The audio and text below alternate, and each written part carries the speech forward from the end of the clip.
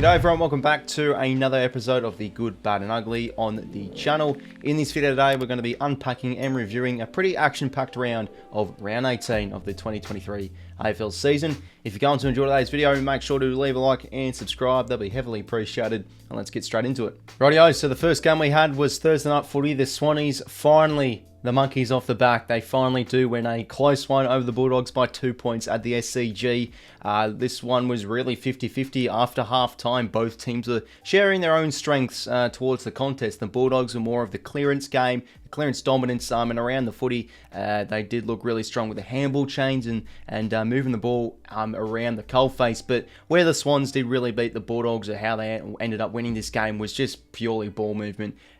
Defensive 50 transition, end-to-end movement, and around the ball, I felt at ground level, the Swans really wanted it more. It was one of their another fantastic pressure at ground level games. Players were just crushing bodies in, a good example, like Sam Wicks. A lot of turnovers they were forcing, and they were able to get the ball forward, winning at ground level, and try and kick goals off that. For the Bulldogs, for the statistics they did have, +7 inside 50s, it was just the same old from what we've seen the past few months or so with the Bulldogs. They might be a very good clearance team, a very good stoppage team, but just moving the ball really did hurt them, and defending transition is also another area where it did hurt them. With no Liam Jones, they just failed to have any sort of height or an interceptor back there. Of course, Ed Richards was quite decent, and Bailey Dale to start off the game were quite good being the distributors from their back half. But when they move the ball through the corridor, when they get on a bit of a roll through transition, they just play so safe, and it was so predictable when they went inside 50. Not really lowering their eyes too much, just going in long, hack kicking at 4. We saw a lot of that from a few Dogs plays like Tim English, even though he had a great game. But it was just the sort of predictable stuff. Norton might have had a good start, but 𝐼𝐴 was well contained from Tom McCartan. It was just a game where in the end it had to be won at ground level, and that's where the Swans really did win that. Pressure was very good. Ball movement won them the game, and a few plays, for example, that were the match winners, of course. Buddy Franklin, Tom Papley get on the end of a few goals out the back, and that's what he's known for, a few sneaky goals perhaps. 4 goals on his birthday too. It was a really good to see him back in form. But the two best on ground plays for me were Bontempelli from the Bulldogs and Errol Gulden from the Sydney Swans. Both are going head to head. Bontempelli, sort of similar to Penrith, the slower type midfielder user. He was just beautiful across the park. He was front and centre in marking contests, be able to kick some nice goals, and he was just a distributor outside the midfield. And Liberatore is really good in the coalface too. But then Gulden, his ability to go from contest to contest, playing wing, sometimes going in the midfield. His foot skills are brilliant. There was some superstar performances on Thursday night. A lot of high disposal getters. But the Swans in the end just probably wanted that one more. A 2-point win. The monkeys off the back, they finally do win a close one. But the thrilling finishes and close games do not end there in round 18, because then the very next night on Friday Night Footy, stream this game as well. The D's come from behind win to win by 1 point. Jake Melksham with 2 fourth-quarter goals to be the hero to knock off the Lions, where it was a plain and simple choke at the MCG. I feel bad for the Lions, because now Chris Fagan, they did play quite well throughout the middle parts of this game, but now he'll continue to get the MCG hoodoo questions, which he does really, truly hate. But it just has to be said, for me personally, that was just awful from the Lions. It was theirs to win, and it was just a plain and simple choke. That fourth quarter, they just almost shut up shop. They had plays going behind the ball. Jack Gunston went behind the ball late. They played really safe. They played timid. And you could see they're a little bit panicky with their ball movement. They made wrong decisions, plays going to ground, and conceding, 4 or 5 goals in that last term. It's just a plain and simple trope. But for the Ds, elation for them. While they are always a very good side, is, of course, their contested stoppage game. They were, I think, throughout most parts of the game, in the the differentials wise, they were in it was considerably in their favour, but they did have some poor entries. I felt in that second and third quarter when they went inside 50, it was just the same old.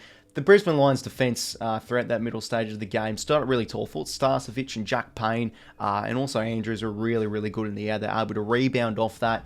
Kitty Coleman really lifted throughout the middle parts of that game. Everyone did. McCluggage was really good.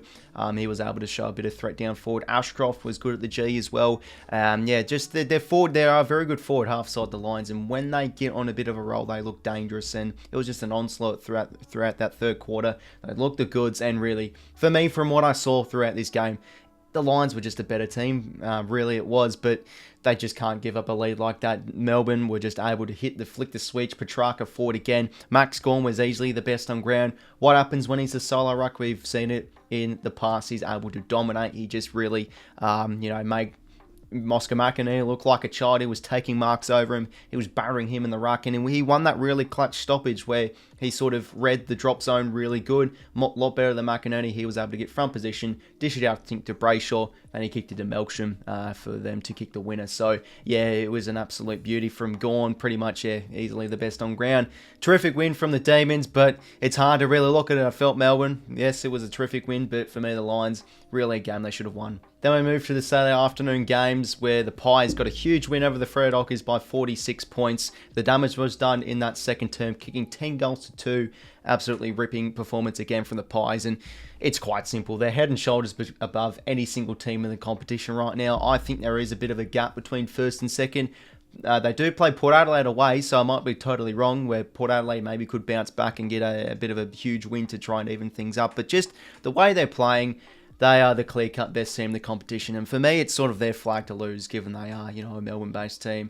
The support they get at home as well at the MCG, if they are to make the grand final, all that whatnot. But how they play is just brilliant. We just see time and time again, week after week, their decision-making, the dash-off halfback, their handball chains, they rarely waste possessions, and it's of course led by this man, Nick Daicos. I know he's a player that just gets constantly heavy attention in the media week by week, but what he does is special. Never wastes possession. He always just tries and finds avenues towards teammates, and he never wants to kick it forward. And this is sort of how the Pies play. When they get the ball, they don't really smash it forward, sort of like what a Richmond style from what they were known during their premiership years. They sort of want to continue a handball chain. When they see plays, they hand pass it, plays run, goal side, they get it forward. And it's just what was on display and what we've seen all year against the Dockers, where I don't know what's happened with them. They've been very inconsistent this year. They've had games where they've looked really good defensively and they've been able to rebound, move the ball well, have some midfield dominance, have some clearance dominance through the likes of Shaun Dux and Luke Jackson, and some targets in the air.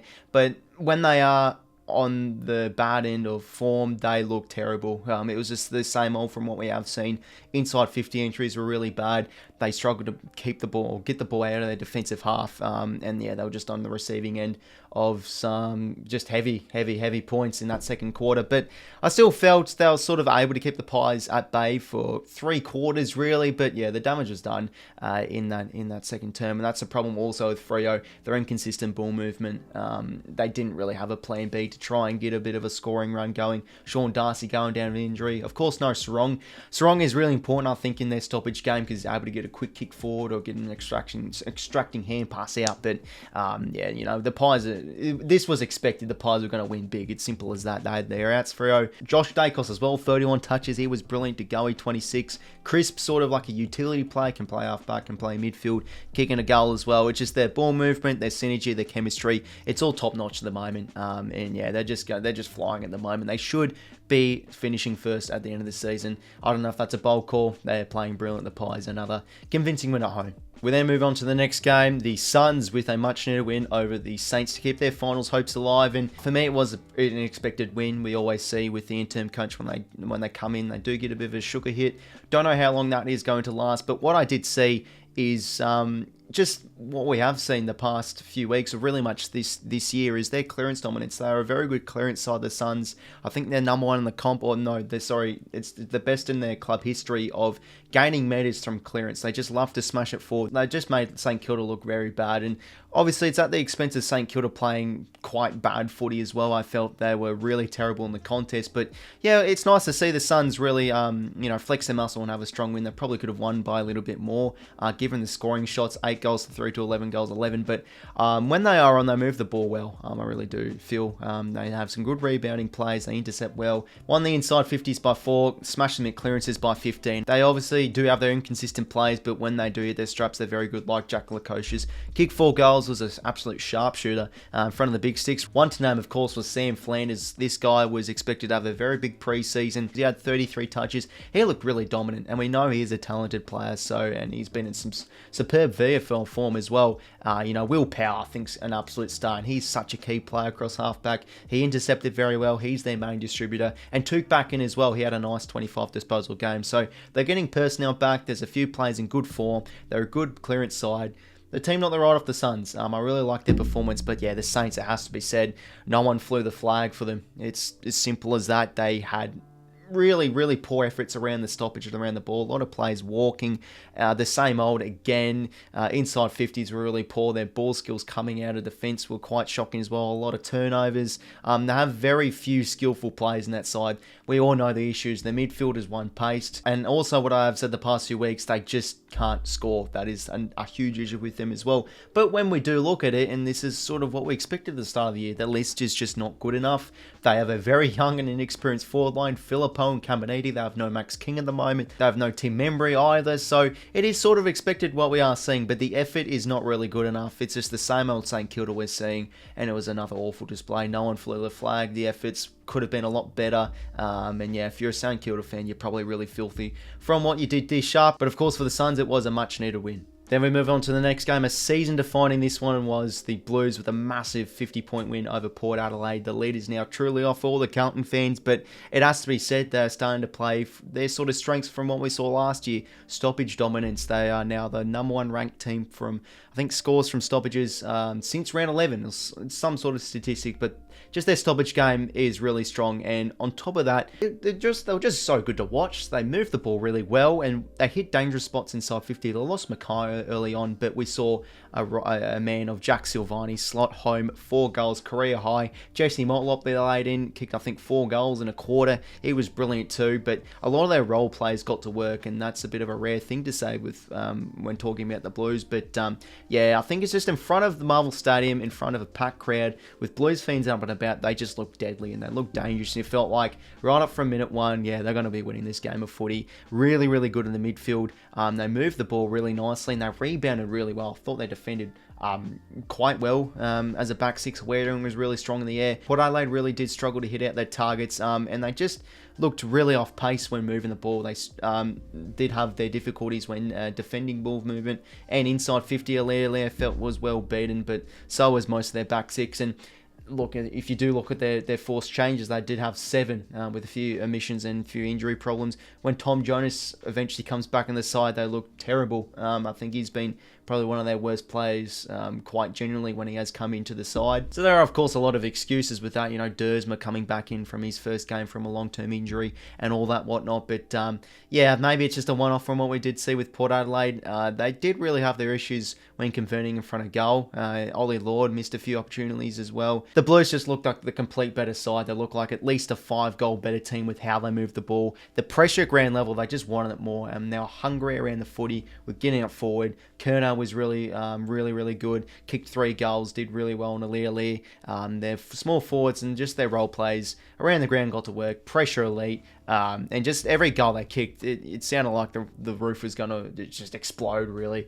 Superb win from the Blues. Their stoppage dominance is really back. They move the ball there. They're up and about. They're high on confidence, and they are a game outside the 8, and you expect them to beat West Coast by some sort of a margin. Their percentage looking healthy. They could be in the top 8 as of next week, and it was a huge win over Port Adelaide, knocking off their huge winning streak. I think it was 13 or something. I lost count, but yeah, big win from the Blues. Now for the Saturday night games, first one here, the Geelong Cats. Wow, big win over Essendon by 77 points. It pretty much was game over by quarter time. It was 47-1 at quarter time, and I couldn't believe what I was seeing. But it is expected, sort of, we do know that the Cats are very good at home. They're a very good second half of the year side, and they manage their plays well. They're a very good side in terms of just their even spread of role players, and this is what we are seeing at the moment. Just to whole balance across their stat sheet. And a few players, of course, are in form too. Tom Atkins, he's just been a tackling machine at the moment. 12 tackles, 28 touches. Very good. Blicavs, negating role, also going full, kicking a few goals with 2.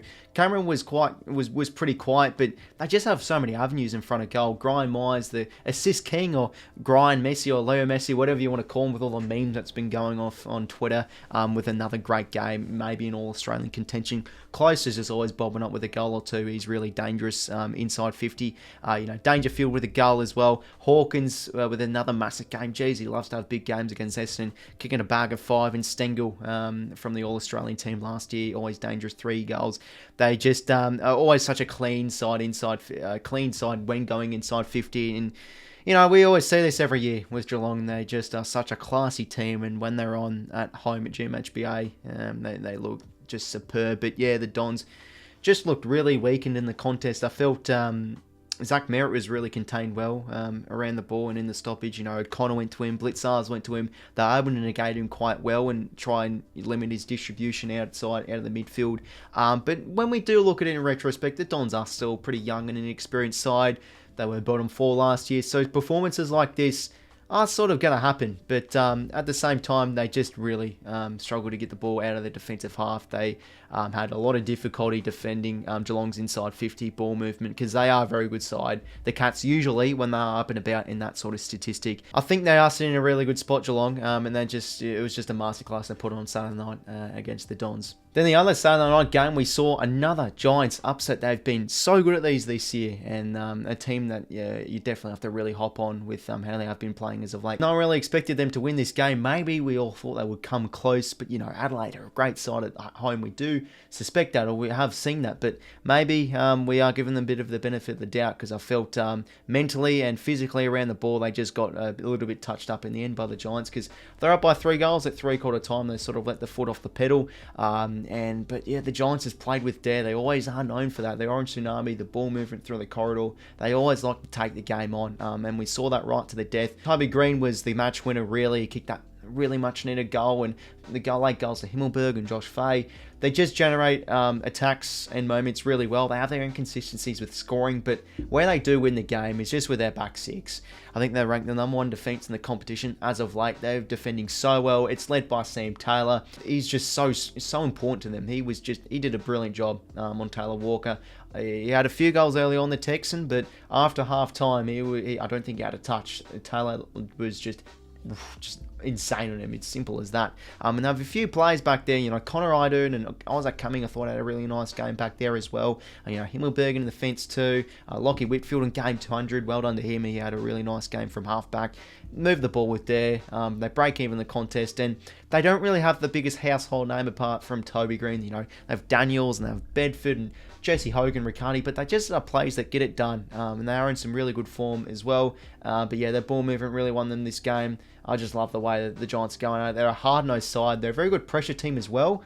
And yeah, they just continue to pick up upset wins left, right and centre. But yeah, the Adelaide Crows will be disappointed to drop that game. I don't know if they're a genuine team now for the top 4, let alone the top 8, because they have dropped a few of these games. When the game's in the balance, they just seem to bow their heads a little bit. They just have an inability to show good enough composure when the moments really do matter. The keys kick out on the full. They lack a lot of sort of cohesion and chemistry, and also, yeah, composure in those sort of late stages of games. And yeah, they really struggle to sort of hit up their targets inside 50 with Taylor Walker and the Giants' defence just... They were so strong. They were really, really good defensively. The Crows actually had a lot of repeated entries throughout the 3rd and 4th quarter, but they just couldn't buy a goal. So yeah, pretty much the Giants' defence and ball movement won in this game. An absolute ripping win for them on Saturday night. For the Sunday games now, we had the Hawks get up against North Melbourne by 48 points. Yeah, just job done really for Hawthorn.